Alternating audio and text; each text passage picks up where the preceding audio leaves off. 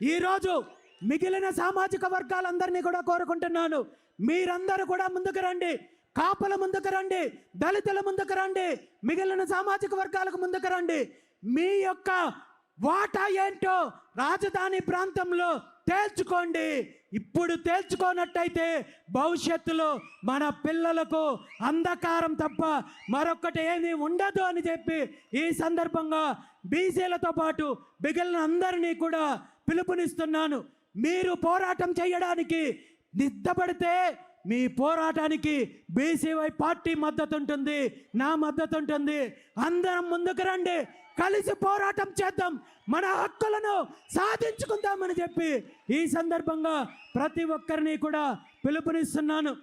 మరో ప్రధాన డిమాండ్, గత దశాబ్దాల కాలం నుండి పార్టీలు బీసీలకు హామీ ఇచ్చి వంచి మోసం చేసే కార్యక్రమం ఏదైతే ఉందో అది బీసీల యొక్క ఈ రాష్ట్రంలో సమగ్ర కులగణన చేపట్టాలి.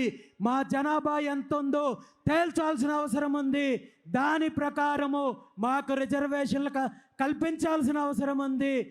1983లో తెలుగుదేశం పార్టీ స్థాపించినప్పుడు ఇచ్చిన ప్రధాన హామీల్లో బీసీలకు 44% విద్యా ఉద్యోగాలు చట్టసభల్లో రిజర్వేషన్లు కల్పిస్తామని చెప్పి ఏ హామీ అయితే ఇచ్చారో ఆ హామీని మీరు అధికారం అనుభవించిన ఈ 23 సంవత్సరాల్లో ఒక్కసారి కూడా అమలు చేయాలనే ఆలోచన రాలేదు. కాబట్టి ఇప్పటికైనా ముఖ్యమంత్రి గారు నిద్రలో నుండి మేల్కోవాలి, బీసీలకు ఇచ్చిన హామీలను నెరవేర్చాలి.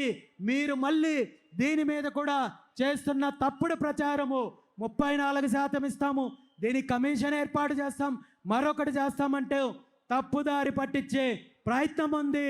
దీన్ని ఈ రాష్ట్ర బీసీలు ఒప్పుకునే సమస్య లేదని ఈ సందర్భంగా మీకు తెలియజేస్తూ వెంటనే కులగణన చేపట్టాలి.